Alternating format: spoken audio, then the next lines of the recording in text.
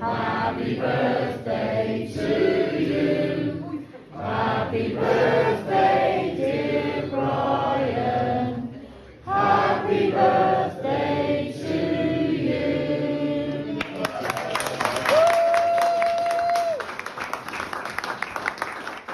Well, thank you, ladies and gentlemen. I've got a few things to say, but I've got a couple to come yet. Perhaps it's now the right opportunity to have a little word. Yes, this past week has probably been brilliant from my point of view.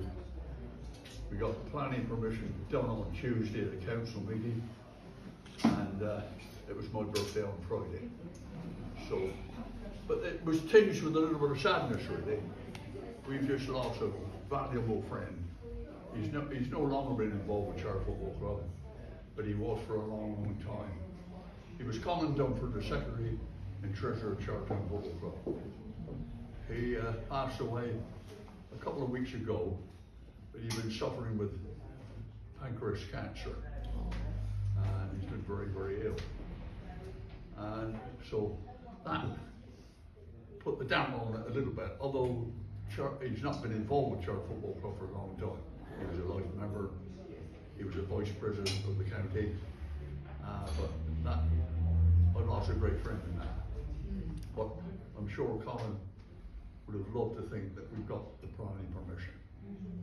I will tell you one little story. When I arrived at the planning meeting, and I've been going to a few planning meetings, mine, for a long, long time. Over the last 40 years, we've been trying to get out of that sloping ground. No doubt about it. It was out of order. It had to happen. But successive councils have never helped us at all. And I arrived at this planning meeting, and a former mayor of Charles was on that planning meeting. He was a county councillor. And he looked at me and said, "Oh, Brian," he said, "we've been here before." "Yes, we have," I said. "It's my birthday on Friday. I'll be 90. And I'm going to live to a bloody 100. He said,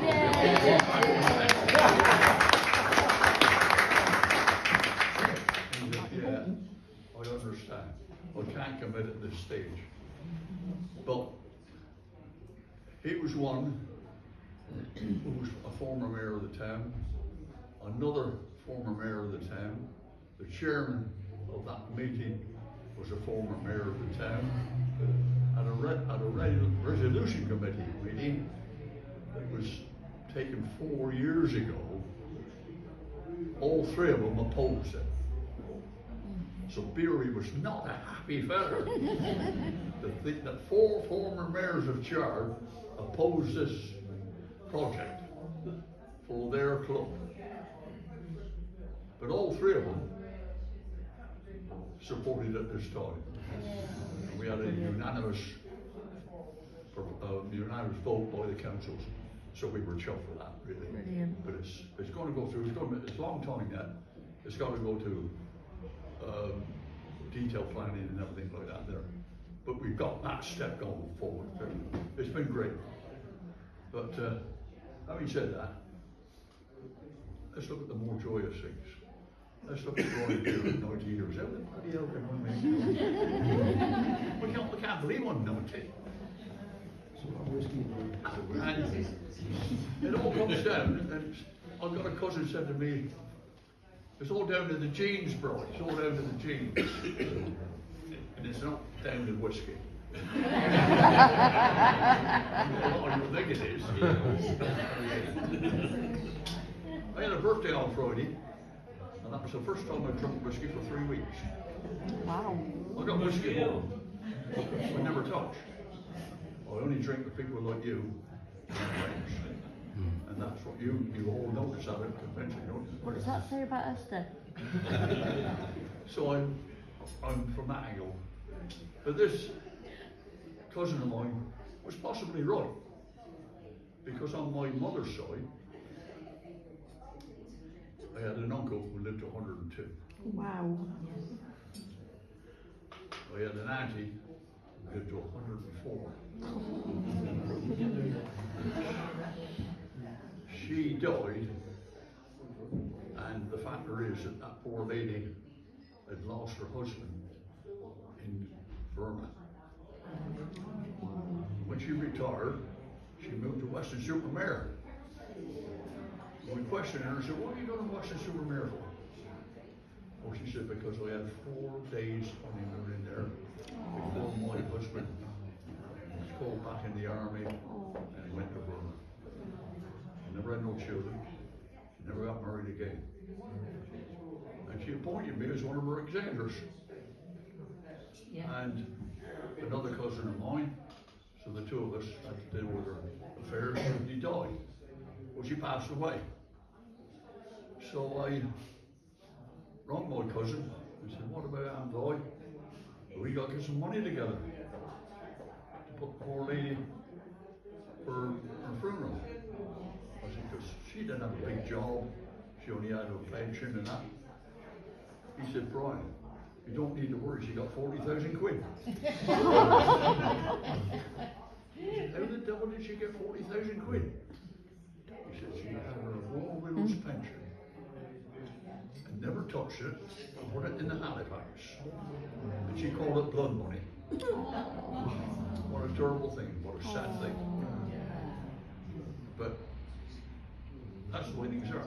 Now on my father's side, my grandmother lived till she was 94. And she had 16 kids. Only 10 of them survived. Wow. Because in the late 1800s and the early 1900s, if baby, youngsters died, didn't they? They never survived. My father was the youngest at 71 when he died. And he was 28 years younger than his oldest sister. And he had a nephew and niece older than him. So my granny was still having kids when her oldest daughter was having kids.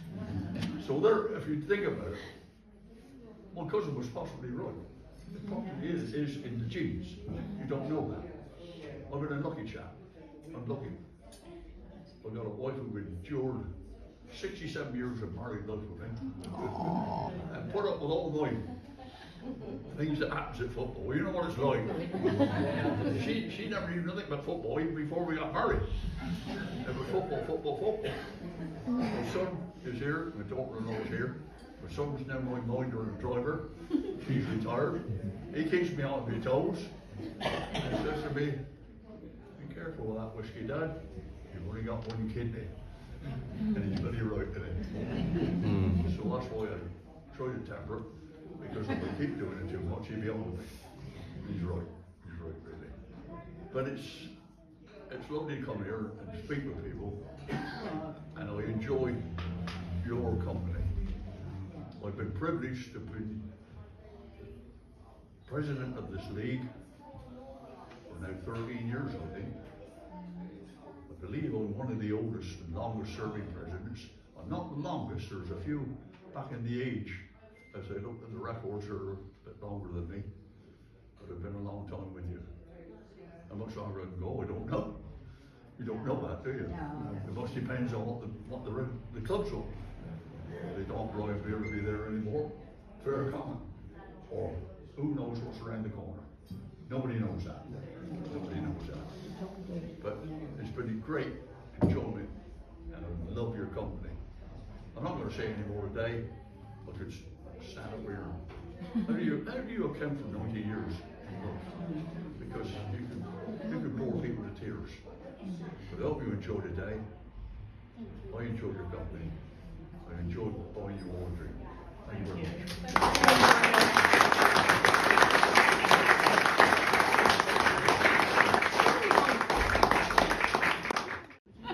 Yeah, they look young. They look younger than me. They look younger than anybody. I'm the oldest I've ever met. But still, I can remember back in my days as secretary of Chapel Football, we had people like Roger Milford, who was refereeing us. We also had George refereeing us. Yeah. We did, I got more. And then we had, Mickey somebody from really bad. Mickey Gale. He commentated the game, didn't he? You go on, you got the ball, Charles. You got the ball this way and all that. And there's Brian Bishop. I understand Brian Bishop's still running Yes, the line in his he 72. is. He is. He did our game the other day. All people like that. And of course, I remember going to Chippenham in our Western Leagues days, going into Chippenham Football Club. After Wimble was in the corner, smoking a pipe. You couldn't look across the club. It was that bad. Roger Milford was the referee that day. And Colin Dumper, who I mentioned before, was our secretary. So we always let Colin do the marking of the referee, because he's the only one that had any common sense. And after the game, we lost about 3-1 or something like that.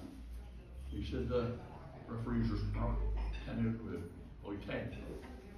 He said, give Roger Milford 10 out of 10. I said, we bloody lost. Yeah, he said, there was 22 players on there and a referee. The only one that did make a mistake was Roger Milford. And he bloody wrote. That's all I did. And there was another thing about Mr. Don Morgan. Anybody know Don Morgan? The story knows you're nothing. Whiskey like me today. He was at Chard one day, going up that bloody hill, and it was raining cats and dogs. I stood on the side on the rail. I said, "Come on, Morgan, keep up with play." But you could do it in them days. And after a while, he ran up beside me and on the rail. I said, "Beery," he said, "get the whiskey kin. At half time, it's your round." And he came in after the match, and he said, I expect a lot of you know that he was a prison officer at Earl Stoke Prison, wasn't he? We had a whiskey together. He said, "Hey, bro," he said, "I got 2 of your Confederates from Shard in one wing," he said. "Bloke called Brown and bloke called Clark. You know him?" I said, "Yeah." He said, "I thought you bloody would," he said. And there was another instance of a lad from Taunton called Brian Pollard. And I met him, unfortunately, at a funeral. It was Tom Harris's wife's funeral down in Taunton in the crematorium. I hadn't seen Brian Pollard for many, many years, and he saw me. "God, I haven't seen you for a long time." He said, "Always remember coming to Chard, referee." He said, "Your secretary would pay us the fees and the travelling expenses down in the director rooms." He said, "But you and your bloody vice chairman would make sure that we put it back over the bar before we're He said, "There's times I've driven back over the hills." He said, drove on and said, "I've refereed that match for nothing." And it was great to have people like that. They were great people, great fun. And I found referees in those days, no, I'm not critical of the lads today, this is the way it is today. Referees used to come in, George here, fella used to come in, he used to scream at Brighton all the time, didn't he? But that was George Watton. Everybody was like that, George Watton. And we all mixed together. Dave Brammer knows that. I know Dave would go around doing coverage, but it's a completely different attitude now, isn't it? It's a different world. Yeah. It's a completely different world.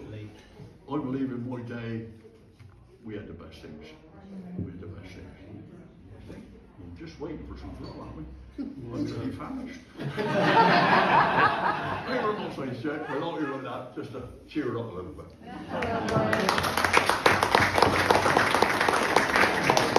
Thank you, Helen, for organising this Christmas do again.